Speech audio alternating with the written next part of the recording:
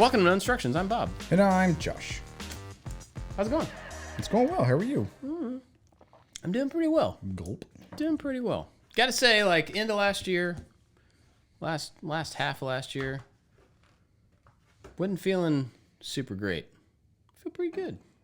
How so? Like physically? Like you got cough due to cold? No. Oh. Just, I don't know, just overwhelmed, overworked, putting too much pressure on myself.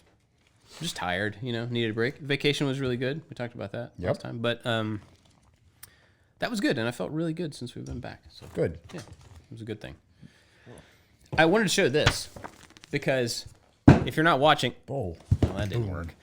If you're not watching, you can hear me slam this thing down on the table. Man, that's like the size of the wish book. This is, I don't know, not quite 3/4 of an inch thick. This is the instruction book for the Lego Ideas Treehouse set. And I'm showing it to you because the tree is not on the table anymore. I'm done with it. And this is going away. I'm surprised that it's one book. Me too. Usually they split them up. That's a catalog. Yeah, that is. It wraps around the binding. It's really nice. Seriously big book. But anyway, that's done. Going away. And here's the giant box for it in case you... It's a big... What are you going to work on today? One of the sets I didn't get a set to prepare, but one of the sets that I had before was this fun little airplane, but it's a 3-in-1 set. And I've never done the other two possibilities in a 3-in-1 set. I have not either. So I'm going to tear this thing apart and I'm going to build one of the other things. It was an airplane. It's like a bi-wing, kind of looks like an old Corsair where the wings kind of like dip down and then there's a very angular, sharp break back up. So now I'm going to make a helicopter out of this airplane. I have a box here. Yeah, you got something in the mail. Priority mail box. I asked you what you were going to make, and then you just laughed maniacally, so I'm not sure what's in there. This is not going to be interesting to you, as interesting as it is to me. I bought a vintage Lego set. Okay. A set that I always wanted growing up. Growing up. How did they package? And I haven't opened this box yet, so... You got the peanuts, or the Cheetos, the packet Cheetos. Yeah, you can eat those. Sure. I guess you can eat anything, but Yeah. those are not going to kill you. So this thing, I thought it would be easier to get into the package. Oh my goodness. It's a bag in a bag. Ooh, I see space. Yeah, vintage space. This is the, I'm trying to think of how, Galaxy Defender with modular monitoring station. Cool. This is, oh, come on. One of the ones that I really liked growing up. And I found, you can find all these old sets. Mm-hmm. Ah! Look at this. Look at this. That's fun. Super cool. So this is this big ship plus this thing. Oh, wow. I don't think it has the little one in it. That seems like too much. It's Benny and the boys. Yeah. Oh yeah. This is The originals. No blue guys actually. All yellow, orange, and white. I mean yellow, red, and white. So when we made that really large Lego walkie-talkie that controlled the Twitch stream Ew, look at that. as a project video, is that textured or is that just gross? No, that is discolor because it's old. Oh, it's probably been sitting in a the sun? window. Yeah. And we busted out a bunch of your old Legos that are in the ping pong table that we're recording on. Mm-hmm. People were like, well, quit acting like those are real. You got those the other day. Because they had recently came out with a collection of those multicolored astronauts because the Lego Movie 2 came out. Right. A bunch of people were giving us crap about it. Yeah. Those were mine from late 70s, early 80s. See, MySpace, the generation that, not MySpace, but like the generation of the space Legos that I grew up with were the ones that had like the neon antennas, like the first generation of those transparent neon yellows and oranges and had the black and white suits. See these right here? Oh my goodness. Oh yeah, the little bazooka looking thing. That should be white. Should be white. And the inside of it is. Look at that. It looks like it's made of vanilla. Yeah. Weird. That's strange. So mine are not this discolored. This is kind of weird. I mean, I knew it would be used and probably dirty and stuff, but like that has definitely been sitting in a window for a very long time. Yeah, I've tried to scour eBay for some vintage, like retired sets that I want to make, and they are not cheap. No. Even the ones that are out of the box or out of the bag, or don't come with all of the pieces. Yeah. And a lot of them will have all of the correct pieces, but not the original pieces. Oh. And those are a little bit cheaper. This one was a pretty good deal for what it was because I found this same set still opened and stuff, but and it was $150 or something. This one was a lot less than that. But this is one that I never had growing up. I had the quintessential like blue and gray spaceship, like Benny's, the one that's all based off of. I had that one.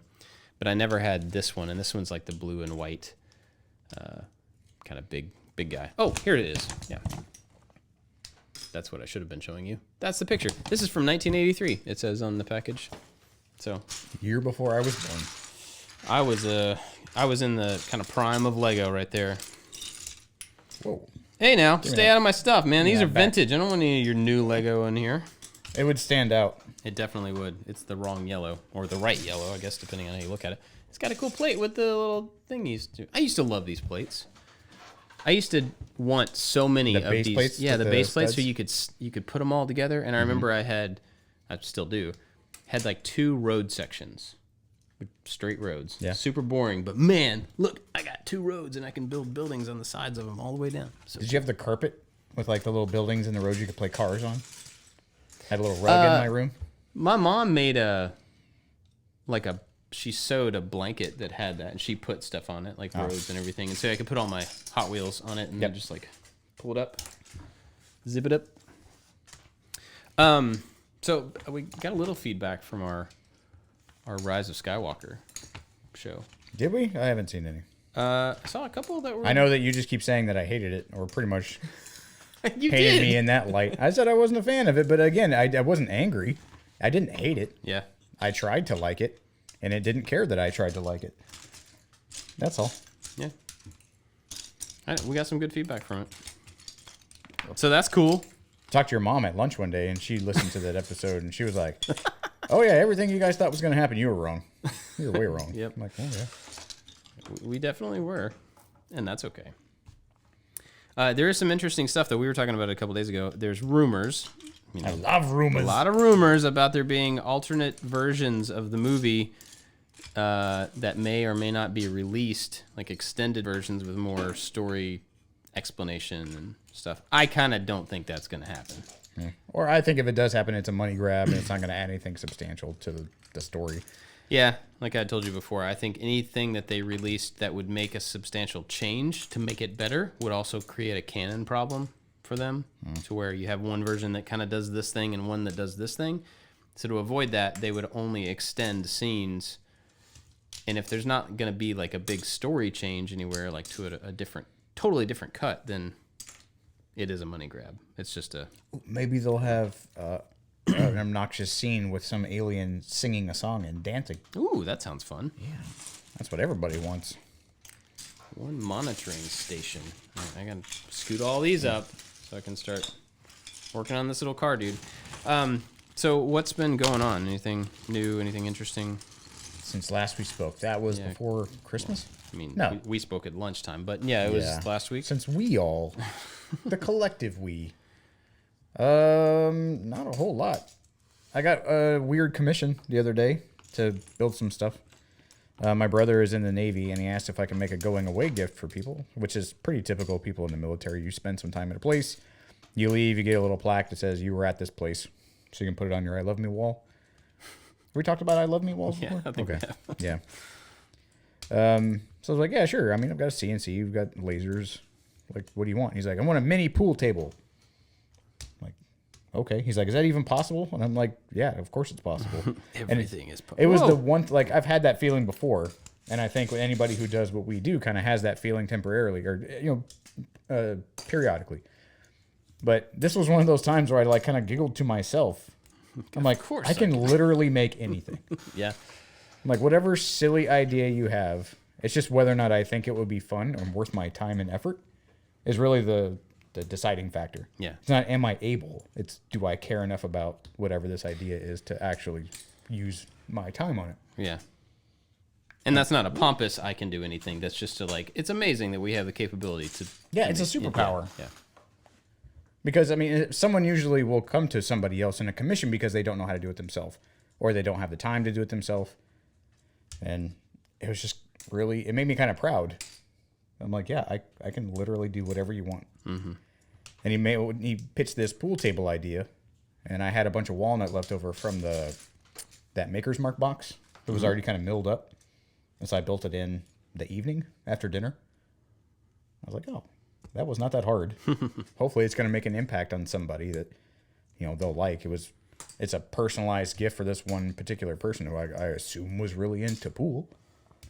But maybe like swimming, and you misunderstood the entire thing. I was way off. No, like a table he could swim on. He's got green water. Gross pool. Yeah, silly little things like that. Like I was kind of proud that, my brother had anybody would just like, hey, I know you make stuff. And I don't think he fully understands that, like, yes, I can do literally anything. Right. He's like, is this even possible? Sure, man. What's wild about that is that anybody can do anything. They just don't realize it. Yep. And that's where we come in. Yeah. We can help you discover that. Because I would say before working here, like I have the ability to solve a problem. And that's what I was really keen on, whether it was like a design idea or improving a process or whatever, but it wasn't so much like having the knowledge that I could make an idea tangible regardless of what it was. It was that I could help fix a problem.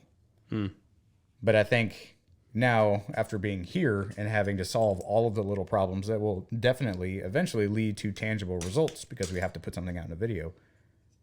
It's like, yeah, I can now complete that circle where it's not like I have an idea of how to make this better and that might have been where it ended. Right. Like you can complete the whole process loop and go like, yeah, I have in my head regardless of the ask, like, yeah, I could see how this could go together and then turn around and look at the stuff that I have or the stuff I have available to me and go, I could use that and that and that and that, and let's do it right now. And I think it's really fun to be able to have the resources or to have the skill set to complete that very academic sometimes understanding of a problem or the best way to solve a problem. Right. Not to be a good idea fairy. That's what we used to call that person.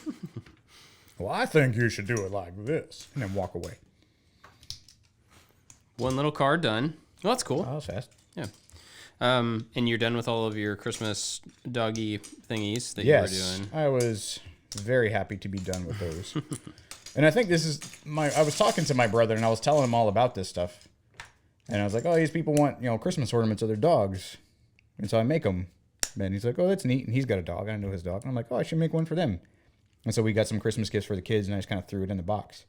And he opened it up. He's like, this is amazing. How did you do this? I was like, oh, I could tell you the entire process. It still won't make sense just to know that I made that because I'm good at making things and I wanted you to enjoy it. And then that begat this thing. And he's like, well, if you're willing to make going away gifts, and this is not the first time someone, especially in the military, because they usually want something personalized or something very custom to a person. I've made many going away gifts for many different people. And I just think it's kind of funny that it's not just like a, thanks Jim or thanks Lieutenant Jim Bob for your service at this place. And it's on like a card. Now he knows it's like, wow, like the whole gamut of ideas is open. Yeah, he can make anything, so I can think of anything. Yeah, and exactly. Get him to make it. Yeah. Sure. I mean, that might backfire. And I told him this because I was like, well, like, I love you and all, but do you have a budget for this? But because, not that much. Like, I knew when I was in the military, usually you would collect a fund or you would have a small fund from like selling snacks and junk. We call it the fridge fund for like when people leave. There was a budget somewhere for it. And I'm like, well, what's your budget? Because I know it's not just my brother paying for this. If that was the case, then I would help him out. But if he, as a representative of the Navy, is paying for it, I'm like, I know you guys got some money. Yeah. Somewhere. And he's like, well, this is our budget. And I'm like, well, I'll do this for you because we're cool like that. I'm like, but if this is a habitual thing, then we could probably talk about something a little more manageable. Right. Then, so having, I think, that conversation up front, especially when you're making, see, get your stuff out of my pile. They're rolling. I can't help it. Especially when you're making things for other people, like setting expectations And my conversation is always like, I appreciate you thinking of me. Now let's talk. Like, what is your budget? What is your scope? What is your timeline? Like those 3 things when you're making stuff for other people is paramount. Because if any one of those are off, or you think something differently than the other person, then it could be pretty catastrophic for what you're doing. Yeah. And in this project, he was talking about pins. Like he wanted the holes in a pool table to hold pins. And so I wrote him, and I was like, so what size pins? And he was like, I don't know, whenever you make them, just like, put them in there. I'm like, whoa, hold on. We didn't talk about me making pins. Like that but you do that, right? To it. Yeah, and I can. I'm like, but that was not part of the brief. And that changes a lot of things. He's like, oh, okay, well, never mind then. I'm like, well, that in itself, like if that was just a person, their expectations and my expectations are off, and it creates conflict. And so yeah. Right. I know you've created things for other people, but you kind of vehemently don't do that anymore. Yeah, I mean, I still think it's kind of fun if it's worth it. If it's somebody I know that needs a thing, like my sister-in-law, we made the map cabinet for her. She asked if we would make one, and if it's like filling a need, then yeah, of course, I'm happy to make, because I don't have room for much more furniture in our house, honestly. Like I'm not going to be able to continue to make stuff for us because there's no place to put it. But that gives me a way to kind of flex that muscle and problem solve stuff for other people. I don't want to do that for the general public and just for commission work, because I don't have to, and that's a certain amount of hassle that I just don't want to have to deal with. But for people I know who need something, I'm happy to be able to help out if we can. What is that sound? Oh, it's like wind. It's so windy outside. I'm hearing stuff like blow around. This is kind of weird. Looking at these old instructions. Oh, whoa, they're very different from new instructions. Yeah. That's a blast from the past right there. That's fun. It's kind of weird. And even just the construction method, this one little thing that I've done so far, I think would be done very differently now. Because this is stacking up flats. Oh, instead of overlapping? Instead of overlapping things. And I think that would be the most fun. If we could go to Billund, go to Lego headquarters, and just like talk to people. Yeah. I bet there's like the person in the corner that's like, oh, I developed, the weird overlap or whatever kind of method they call it. That now is just like a process that Lego has in their system. I think that's extremely intriguing to me. Yeah. Whoa. Okay, this is kind of weird. Look at that. Oh, you have 2 pieces that have different branding on the front. And they have different backs. Okay, can you jump in on this? So anybody who's into Lego... This is like the penny that's a little off. You're not going to pay a lot of money for. It's too white. Exposure's too crazy. All right, see the back there? One has a little... Well, it's not in focus. One has a little slot in it, or like a thin piece. And then the front... There we go. The Lego branding is the old school and the not current, but more recognizable. Interesting. So they filled this piece in with the... right there. Huh. Somebody didn't know what they were giving you. Do all the studs still say Lego on them? Yeah. Yours just has a different font. Weird. Huh. I guess I'd just kind of forgotten about that fact. Anyway, I digress. So I had kind of an interesting thing going on with my kids. One of my kids. Yeah. One of my boys, all of a sudden, and we can't figure out if something triggered it or what, but all of a sudden has gotten unnecessarily worried about our safety. This is strange. This is like an inside family thing that I wouldn't normally talk about, but I don't know if anybody else has gone through this, where he's like worried about something happening to us, and I don't know if he's like you as a family or you and your wife. Or... yeah, Jenny and I. It's like he's worried that something is going to happen to us, and he'll like lay in bed at night and worry. This is not a kid that worries a lot, and then he'll get up out of bed to come make sure that we're okay, and we're like sitting on the couch watching TV and something. And he's like upset. And I don't know if it's, he's getting close to his teenage years, and I'm wondering if it's hormonally stuff is happening inside of him and he doesn't really understand that his emotional ups and downs and stuff have something to do with that. Maybe he's just like, I feel kind of worried or sad or something, and it must be because whatever's on my mind right now, that happens to be my parents. I don't know, but Did you have maybe like something happen to a friend's family? I don't know. We've asked him all the questions that we can think to ask him. Divorced or illness or something? I don't know. And we were like, did you see a movie that like got you thinking about loss or about somebody being gone? And he said a few times like I worry about you guys getting super old. And so it's almost like he's hit that maturity point where you start to realize like, oh, like people are going to get old and I'm going to lose them. And I just now realized that eventually not everybody's going to be around. Maybe. He's 12? Yeah.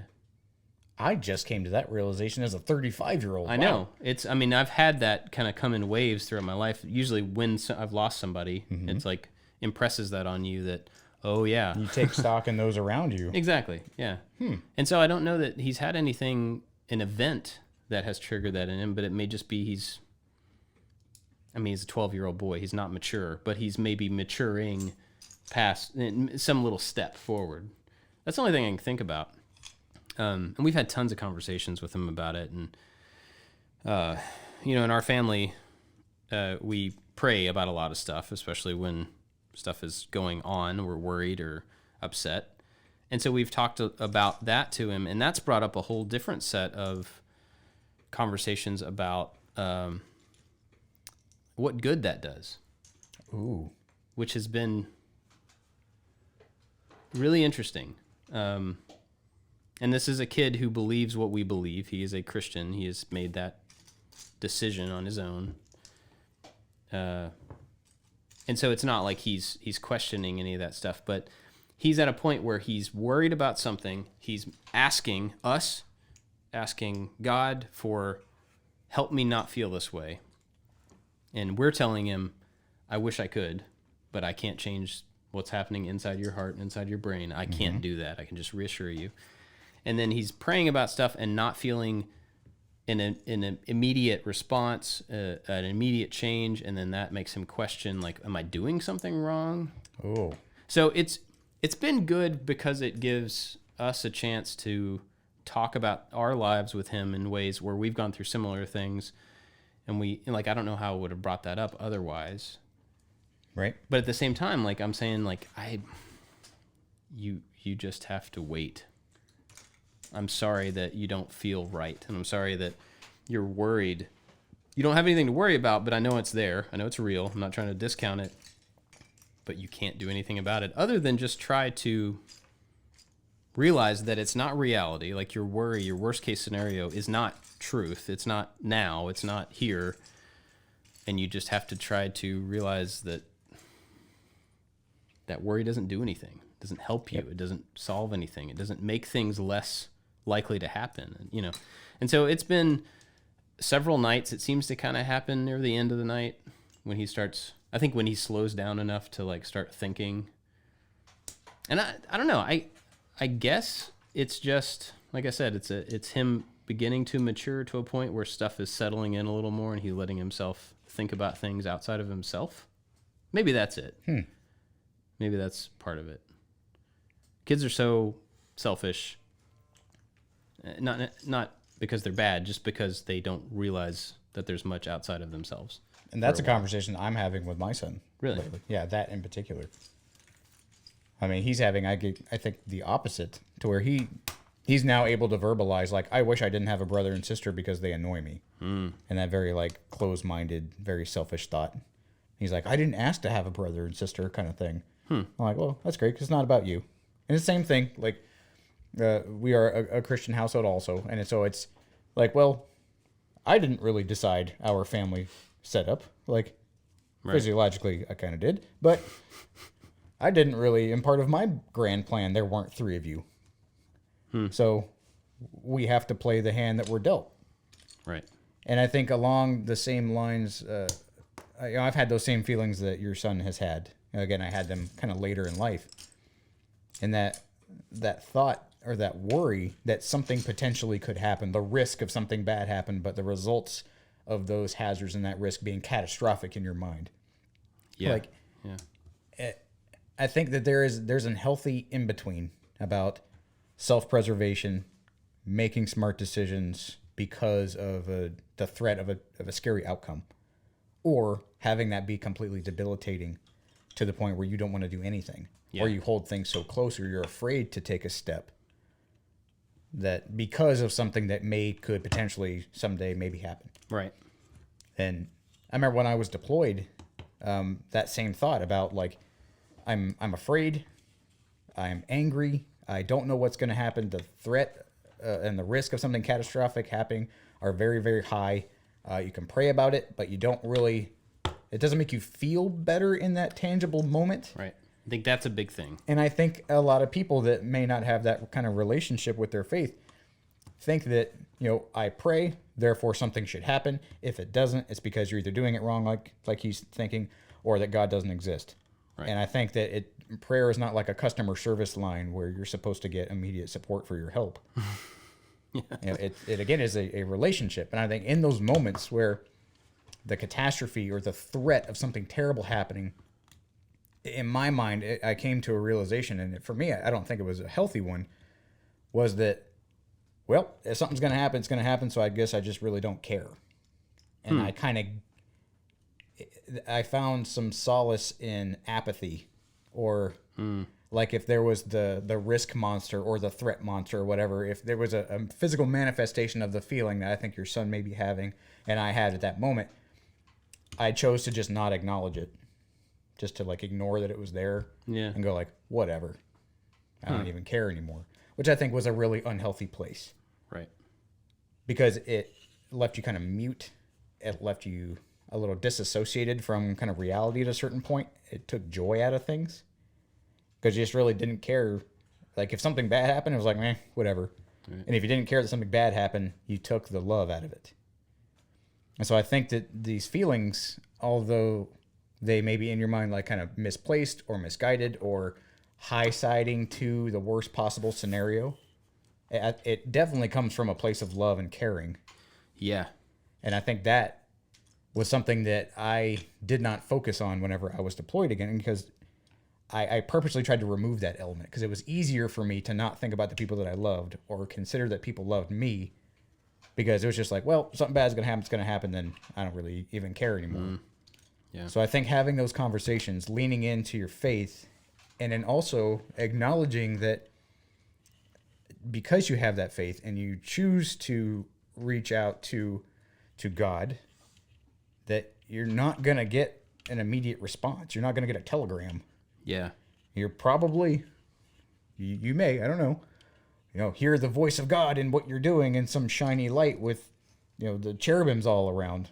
Like, it's solace. Yeah. But you have to find that relationship with your parents, because he's obviously worried about you guys, and your faith, to let them know that it's okay to have those feelings, but then also to reassure that, like, if something does happen, acknowledging the fact that, it's a risk that you can't control. Our lives, all the things that happen around us are completely out of our control. Yeah.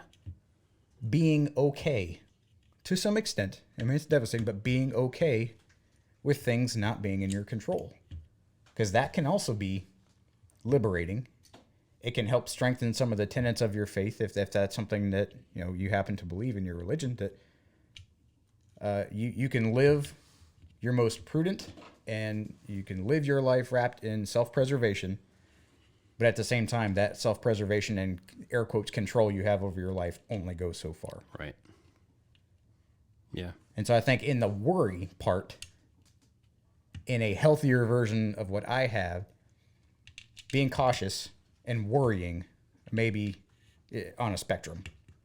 And just worrying to the point of not sleeping is an unhealthy part of that spectrum, because again, you can't control it, so why fret over it? Right. But still living a very cautious life. Yeah, I mean, we've talked to him, we've gone through a bunch of verses in the Bible that talk about worry and how it doesn't add a day to your life, and tried to give him some real and then just personal concrete examples of, we worried about this thing and it never got better because we were worrying about it. It got better because of whatever. the situation was. And even it's been interesting because it's given us opportunity to talk, like I said, about stories about our lives that otherwise wouldn't have come up. I don't know how I ever would have brought up to him that we had to pay for a building. Ever tell you about that? So we owned a building when I had this design firm. We owned a building in Savannah, and we worked out of it. Then this company bought us, but they didn't buy the building. They bought the company. And so then they rented the building that we owned from us for us to work in. Okay. Pretty sweet deal. Yeah, it sounds like it. Paying our mortgage Yeah, for us. they're paying you to work in a building. So then they moved us. Right. And I quit. I remember that. But they left the building. And when they left the building, we were like, well, still in your name. Still in our name. Still paying for it. They're not paying rent anymore. So we tried to rent it out. Couldn't rent it out. Had a lot of trouble.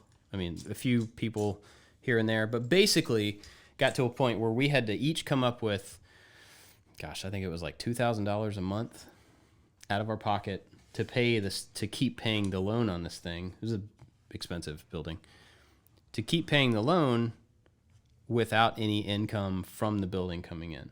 And so I was telling him, like, you know, you were praying about something and you didn't feel an immediate, like, oh, yay, it's better, or it's not taken away right away. And I was like, here's an example of how that happened to me. I paid for that building out of pocket and stressed because at the time he was about 10 months old. Yeah.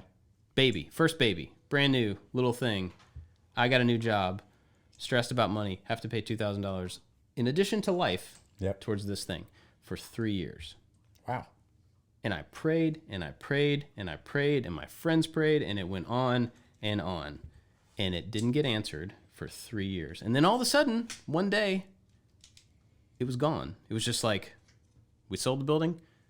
It's clear. You don't have to pay that money anymore.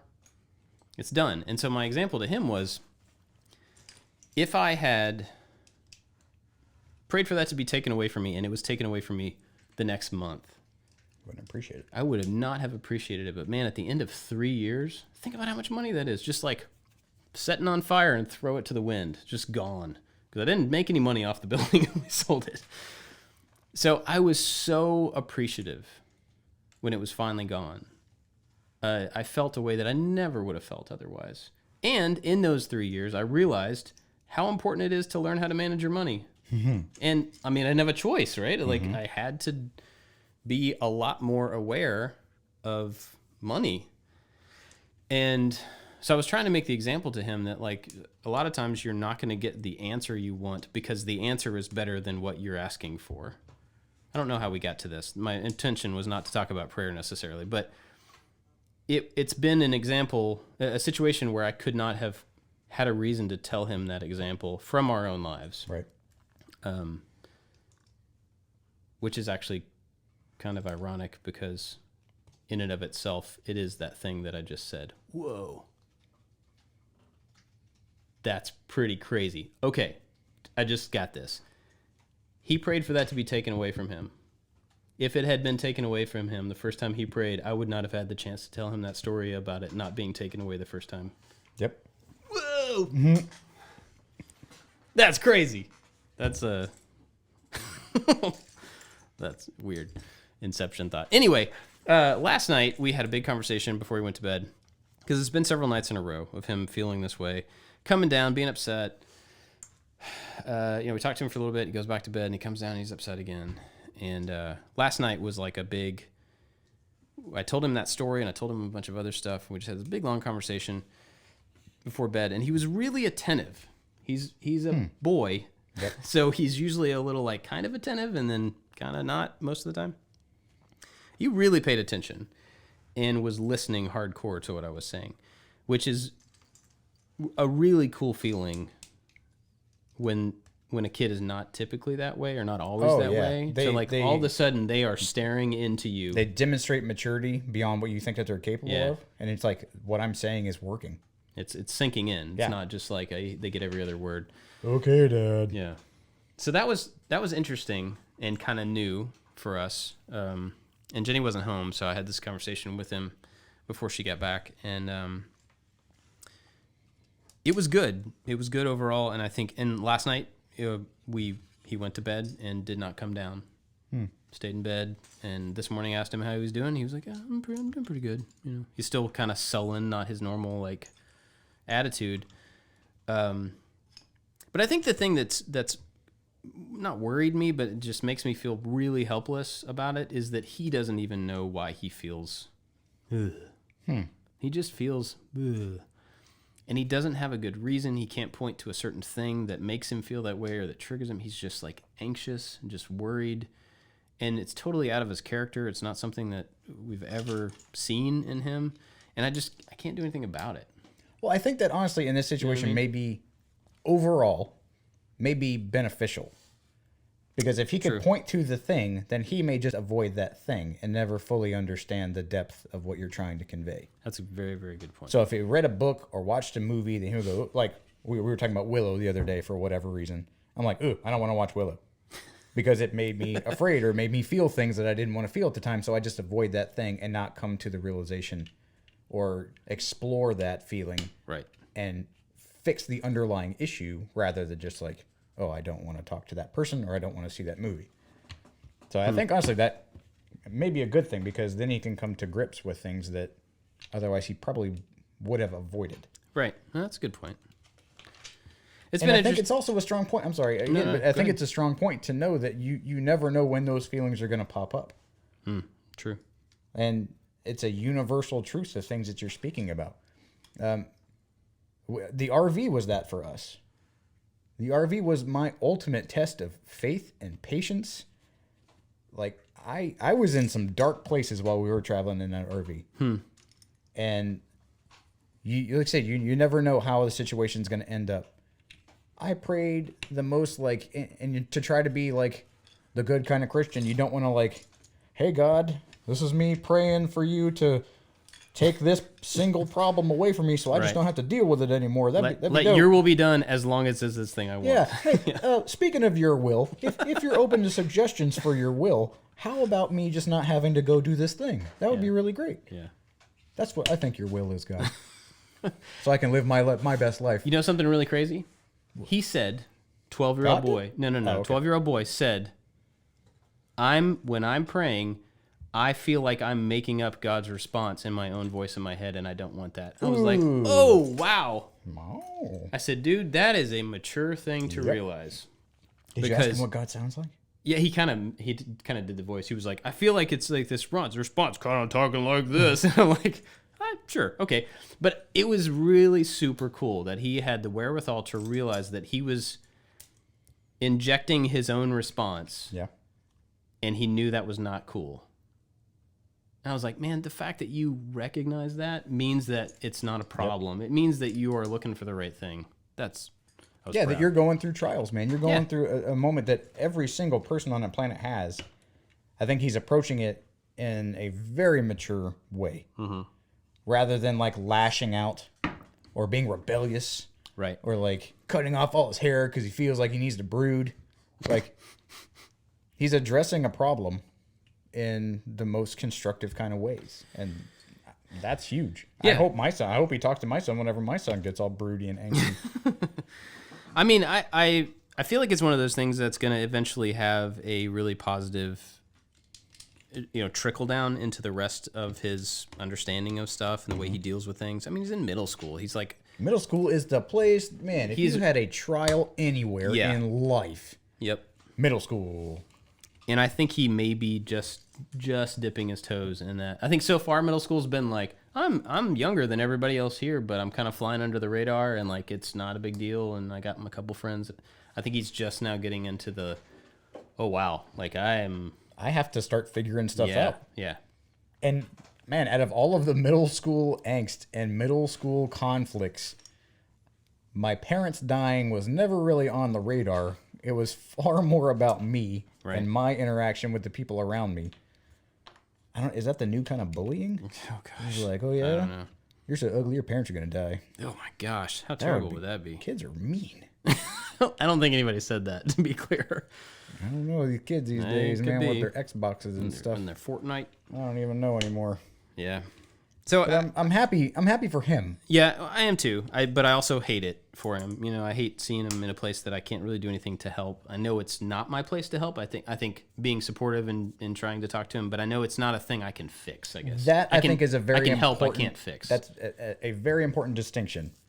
Is it because it would be in my nature, like I mentioned earlier, to solve the problem for that. I know what you need to do. Yep. Here you go. This what is you what's do. up. Just do it like this.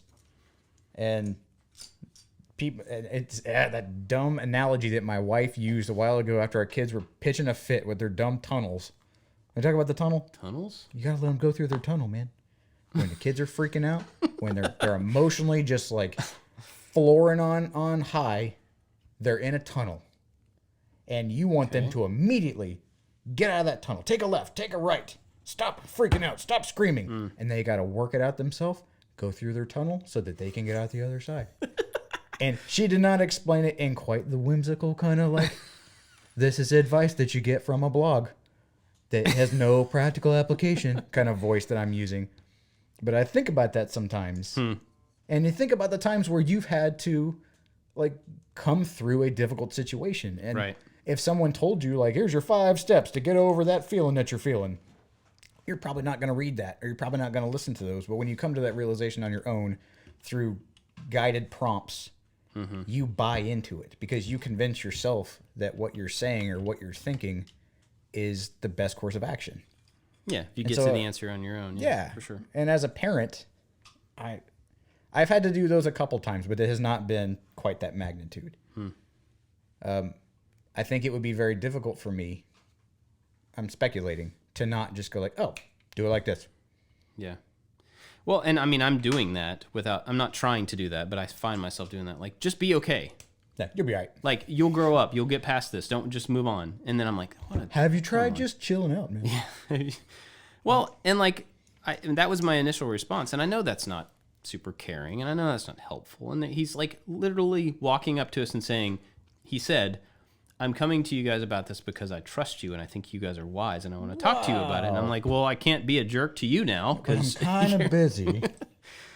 I mean, so like, it's awesome that he's. That would scare me, honestly, if my son can't, like, man, he had the one day came home, we talked about it on here, about, like, the girl stuff, and he was like, Dad, I need to talk to you down in my room. I'm like, oh, my God. Yeah. All of the things that is wrong right now. He's on crack. He got abducted. The police are coming. He's pregnant. Yeah.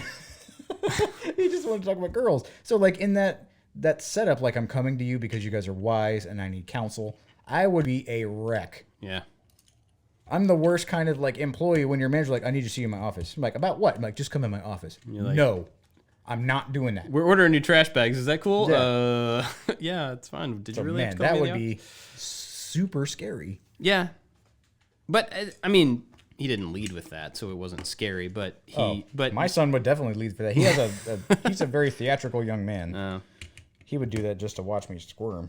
But I mean, that stuff is really cool, but it makes me like, okay, like, I can't just brush this. I don't want to brush this off, but I can't brush this off and just be like, tough it out.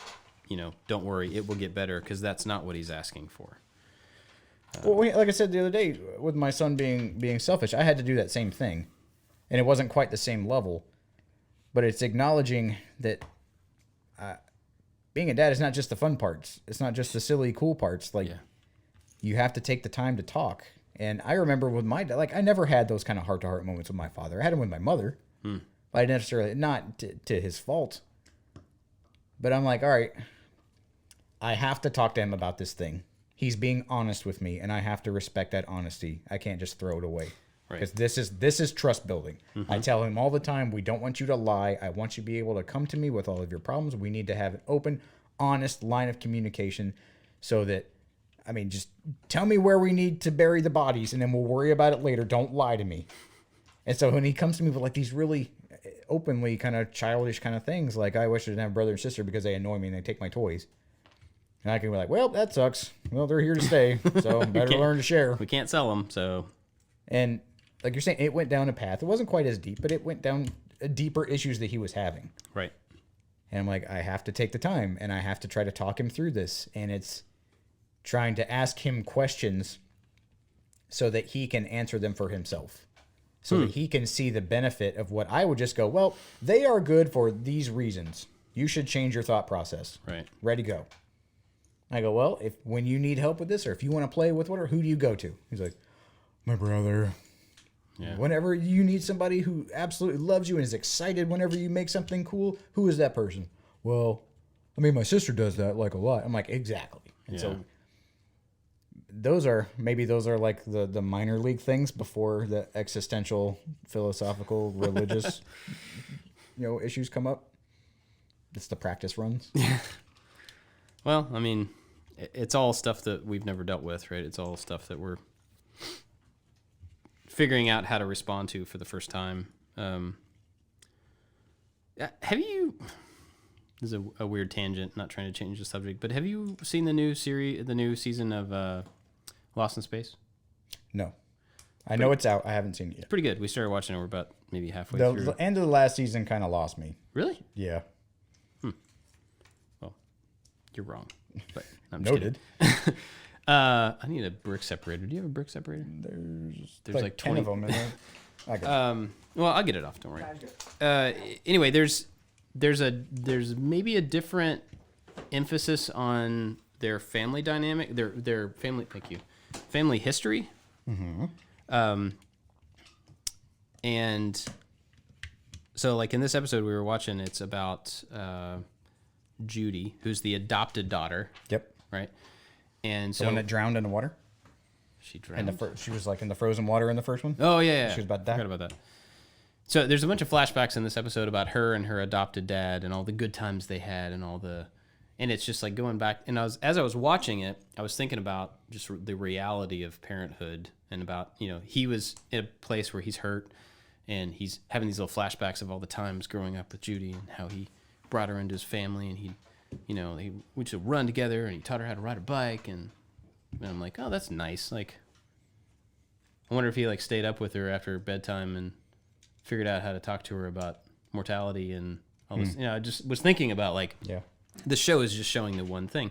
And then it gets to a clip where apparently this character, the father left his mother, left his wife. And I don't know, they didn't explain the whole thing, but he came back and he was sitting out there talking to her about, I'm back now, we're going to be a family again, whatever. And her response was like, well, you just do right by everybody else in the family. I don't need you. And like turned around and walked off. And I was like, the wife or the daughter? No, the daughter. Oh. And that just, ouch. I mean, that has nothing really to do with our family or anything like directly, but it was a very much just like she had been relying on him as a father her entire life. And then he just left for whatever reason, whatever the situation was. And she learned how to do it on her own. Mm-hmm. And she was legitimate. She wasn't being mean. She was like, I've been taking care of this family without you. I don't need you.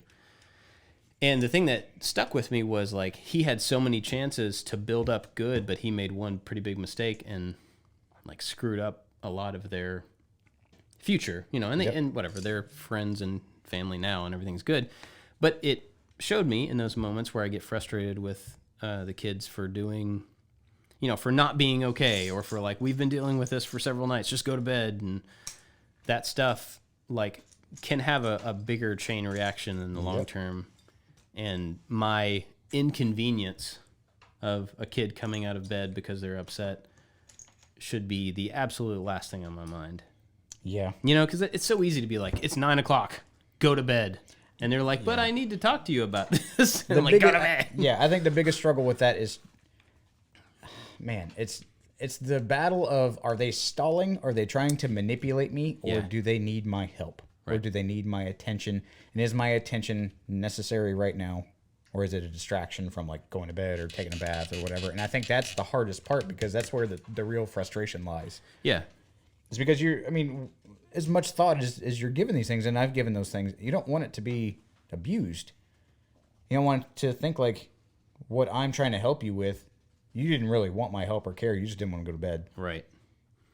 So, you don't want the crying wolf situation, but I guess as a parent, you have to go check on that wolf every single time. Yep. And it's funny, man. We've told that story to each one of our kids so many times in their lives. And still, the boy who cried wolf. Oh, yeah. And still, just about every time we say something like "Don't cry wolf," they're like, "What are you talking about?" I'm like, "Man, we got to go through the story again." And every time I tell it, because they're getting older, it gets worse.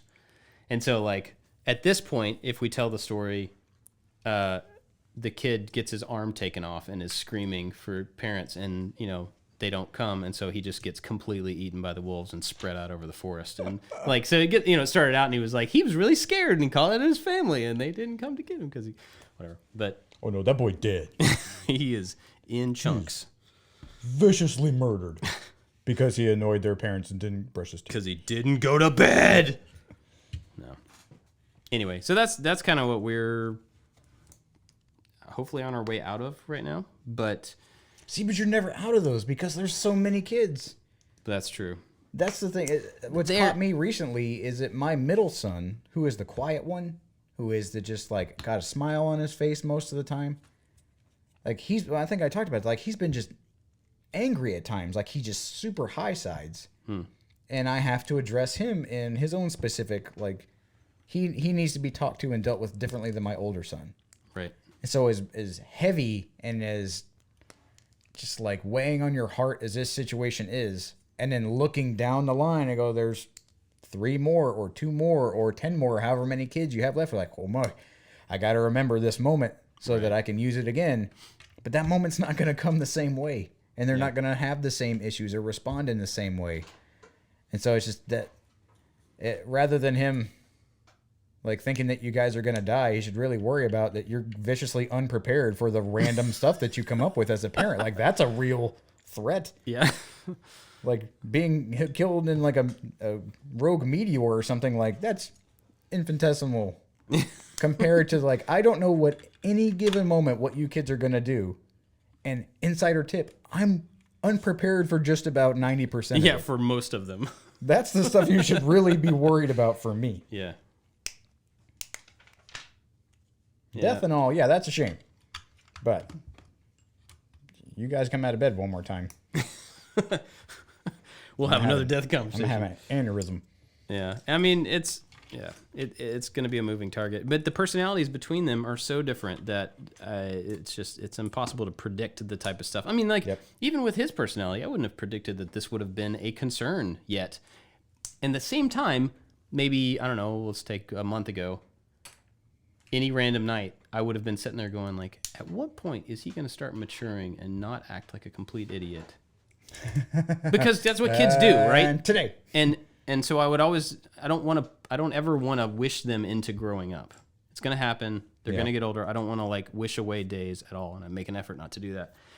But I have thought, like, at what point, what's going to have to change for any of these kids to all of a sudden start to step toward not being completely irrational and completely selfish and completely like not paying attention to the world around them, because that's what kids do. They just don't realize the impact that they have, even in their things they say and the stuff they do. And so not too long ago, I'm thinking about like, man, what's going to be the thing that's going to start to edge him into the little bit of maturity that comes with being a teenager, And then all of a sudden I'm like in it. Yep. I'm like, wow, he's maybe not changing in all the maturity ways that I would expect or that I would have thought would have happened in a particular order, but something's happening, He's looking and considering stuff that he hadn't a week ago. So, well, you remember that like thing we just talked about prayer not being like a helpline and immediately giving you a result. Mm-hmm. It seems almost in a very juvenile kind of way that God looks at every individual and was like, I'm going to wait for them to ask this question or have this really deep thought about someone around them. And I'm just going to like, bam, there it was. Had that one in my pocket the whole time. Right. Like, oh, you really want him to grow up? Like, you really want that for him? Okay. How's about that? I'm not going to go to bed because that sounds kind of vindictive. I don't think that's quite the way that happens. Or it's a learning opportunity. He's like, yep. You keep thinking that. You keep thinking like, man, I really wish I could be better with money. Oh, yeah? And here, lose a whole bunch of money for a long time. Sprouted up that building in the middle of the street, and you're like, wow, that's a pretty building. He's like, it sure is. And it's the hard, the absolutely difficult things in life that make you question your faith or question like the love for the people around you. Like those are the things hopefully you come out on the other end stronger. Right. And it's very easy to look back. And if you are a person of faith and in the same line of conversation, like, man, look what I did. I got out of that thing. I did all these things and I did such a great job. And now I can sit back and bask in the rewards of my efforts. But you could be worried about it and you can pray about it and go, God, you got to help me through this thing. And then somehow selfishly take the humanistic credit for what you did. Yeah. And I think you got to be one way or the other. I think to be true to yourself, whether you believe that or you don't believe that, if you find yourself feeling God or whatever, help me through this thing and go, look what I did. Like, then you're being a hypocrite. Right. But if you're consistent across the board, then at least you can be honest with yourself. Right.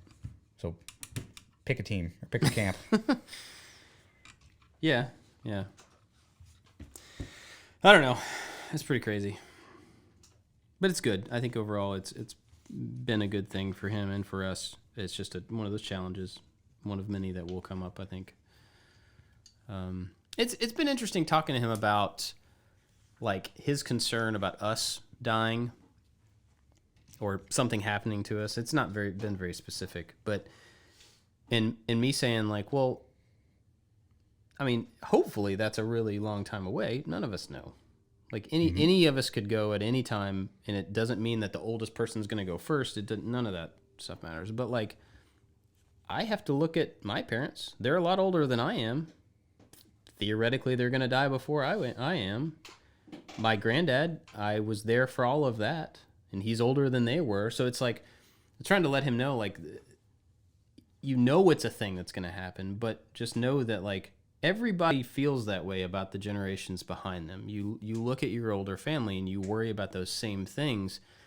If you spend your life and your time with them worrying about losing them, then you're not enjoying the time you have with them. And so you're really just wasting. You're dreading the future rather than enjoying the now. Yeah.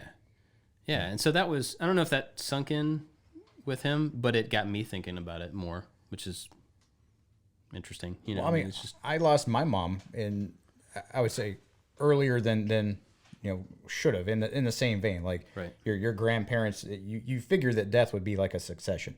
You just eventually you're done with your years on this planet, and then you're just not here anymore. Where my mom died in her early to mid 40s, and it's the same thing. Like building those relationships and building those times that you have with the people now. Everybody. Friends, family, the people that are dear to you, strangers on the street that you can just be kind to, helps push off that dread that they're not going to be there anymore. And I say be there, but in lieu of you being sad that they're not going to be there, then be here with them.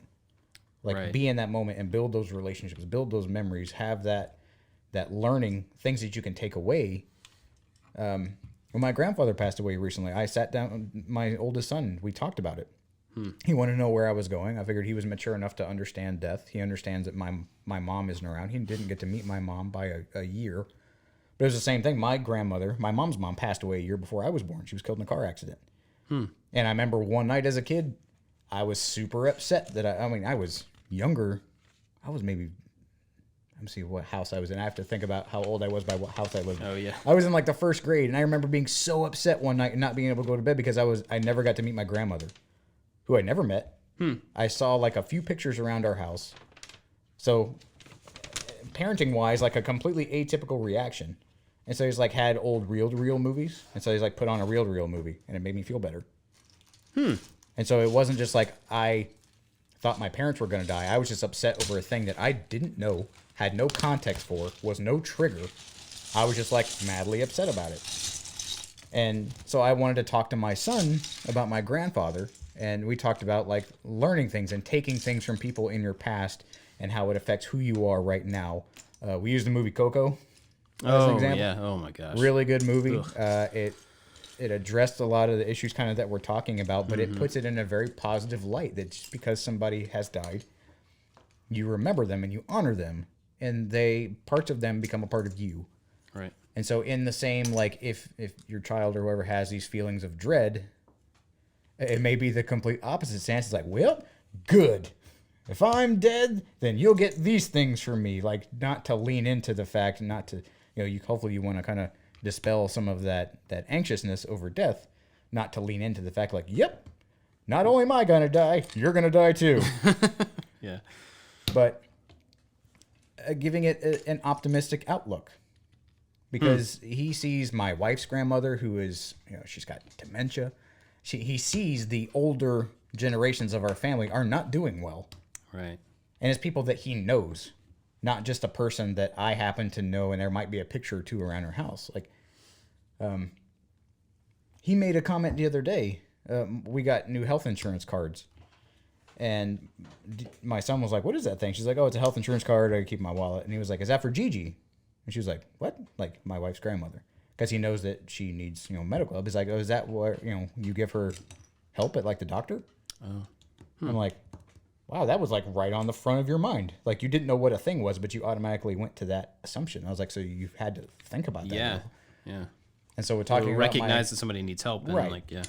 And talking about my grandfather and just, especially, being, my grandfather was a person of faith also. And so it's, there's more to life than right now. There's more to life than the immediacy of what's going on around you, the little irritations or the little problems. It's about, leaving the relationships you have with people, making this world a better place, all those things. And I mean, he was sad, but like it made him comforted in that moment. And I was able to, through that, comfort myself because I lost my grandfather. Right. And so having those conversations about death, and it didn't precipitate to what your son had, to where like he just looked around and saw like every person who kind of looks old in his mind is going to die right now. But I think it kind of helped with that conversation. And I never had anybody when I was growing up that died. All my grandparents all lived. I mean, everybody was relatively healthy. I think the first person I know that passed away was in my basic training class. I was 20. Wow. And then like it all happened. A whole bunch of people died all at once. Yeah. And then it seems like now a whole bunch of people are kind of passing away again. But it's something that there's no block of instruction at school about how to deal with death. Yeah. There's not like every day you sit down, you finish watching DuckTales. I'm like, well, now is our time. It's grief counseling. To like, let's all speak about death and the imminence of people passing away. Let's make a list of who you think is going to pass away. Yeah. Oh, gosh. That's not an incremental preparation. Yeah. It's traumatic. So, if anything, this unfounded fear is preparation practice. Yeah, that's one way to look at it. I mean, yeah. I think it's a step forward for him. I just hope it doesn't continue to be a problem for him. You know what I mean? Because like you get to a point where anyone in their life, you realize your own mortality and you realize the mortality of other people and it affects you, but it shouldn't continue to affect you in a negative. It should affect you in a positive way, right? Start taking stock of things, changing your priorities and your perspective on stuff. It shouldn't like debilitate you. And I just don't want it to have any of that effect on him past what it should, like I understand that it's upsetting to him right now. I just don't want him to dwell on it. So, well, that's kind of hit me recently with the new year. I was listening to No Dumb Questions with Destin and Matt, and Matt brought up a point that we all together as a human race seem to bind together around New Year's to celebrate this kind of like this new starting over. And I don't remember exactly how he did it, but it resonated with me to how he was saying it, that like, not that hooray, we're all looking forward to what's to come, is that we all collectively survived the previous year. So that we can band together and go through all of that stuff. We made it through. And so that should bind us as a society, as a human race. And I had never thought about that perspective before, because then I thought about the upcoming year and I'm like, oh my God, what are we going to have to survive? Yeah. Like, like a lot of people are not going to make it. Who in my mind is not going to make it to 2021? What is going to happen? Is there going to be yet more war? Is the planet going to implode? Is everything going to be on fire more than it already is? Like, holy crap. And it's an election year, so we're all going to hate each other at some point. Like, whoa. Yeah. And so I started having those feelings like you're talking about. Like, but I had to stop because I didn't want to dwell on it. I didn't want to give the new perspective of the new benefits or what could be. I didn't want to start off from a place of dread. Right. Yeah. And I don't think that was his intention. I think it was that, what all binds us together as a human race. But I mean, that hit me with that point. I'm like, oh, I've never thought about New Year's like that before. I mean, on the heels of personal loss, that makes a lot of sense. Right. That would be where your mind would go. But, yeah, it's kind of crazy. I mean, I lost people throughout, not when I was super young. Like my grandparents, I remember them dying, but I wasn't super close to them, and I was really young, so that wasn't traumatic. My aunt, my mom's sister, died pretty young when I was a teenager, I guess. And then it was like all through college, and then I lost a grandmother, or a grandfather, and then a grandmother, and then my other grandmother, and so that's kind of stuff you would expect, right? Yeah. I never had any never had any siblings or younger friends. I mean, actually, one of the weird things, a few years back, a guy that I went to church with growing up, we were in elementary school, middle school, high school together. He died of a heart attack at like 39 or 40 or something like that. Yeah. Yeah. And I was just like, I'm that age. And like, we're the same age, I think, within a couple of months of each other. Now, granted, we physically are very different, but still, like, wow. Yep. That's crazy. And then, not too long ago, my brother-in-law, who's super healthy, way healthier than me, a little bit older, had almost had the heart attack that just kills you right away. And they got him in the hospital time, and he's fine. But that was a wake-up call for everybody in the family. Just like stuff you can't predict. Yep. And it wasn't like I didn't work out and I had too much pizza kind of heart attack. It was just like a thing that happens, and you can't... Ugh. So I've not had to deal with a whole lot of death in my life, but it's been at least in the progression that you would kind of expect for the most part, grandparents and older people. And I've been fortunate enough, I guess, to be able to deal with it where I was already maturing a little bit. And I really hope my kids don't ever have to deal with it before they're mature enough to be able to handle it well, but... Well, it sounds like at least your oldest son is on the right path to be able to deal with that when and if it does come up. Yeah, I think so. I hope so. But anyway, that's what's been going on with us. It's been interesting and trying, but I think will end up being one of those good things. Like I was trying to explain to him, I think it will have a positive impact down the road when he gets out of it, or at some point because he's out of it. Yeah, that's my hope anyway. So, that's that. Right on. I don't think I have anything else to say about it. That's all I have to say about that. What else do we got? How long are we in? Oh, we're an hour and 8 minutes. A minute and 8 minutes? That's like 9 minutes. Golly. You were mentioning some of the places we're going to be this year. Oh, yeah. We should do that. Yeah, because we have... If you're listening, then you probably kind of, like we're buddies, we're friends, so you may want to come hang out with us. We've tried to, with the new year, we've tried to kind of plan out, our strategic goals, and historically, you have not liked to travel unless you need to travel, or you've traveled to certain things because it kind of is the most advantageous area to travel. Yeah. I want it to be worthwhile if I travel and if I'm away from the family. We're trying to, not purposely trying to ramp up travel, but there are more opportunities for us to do it, and I think that you are less resistant to it. I'm realizing that there are a lot of benefits that I've been neglecting, and now my kids are a little bit older. It's a little less of a chore for one parent to take care of 4 kids. I think that has something to do with it. Yeah. Like we can be like, go do your chores, and they wipe your own butt. Yeah, exactly. So I think that's part of it. But figure out death. Yeah, go think about mortality for a while. But okay, so to give an update as to plans that we are. It's beyond tentative. Like, we are planning on being at these things. Yeah. So we have a trip to Chicago coming up for a project video. Mm-hmm. We have officially saying Workbench Con? Yeah, we'll be there. Okay. The capacity in which we'll be there is still not 100% clarified, but You and I may be giving a class together. yes. Which has never happened before. That will be interesting.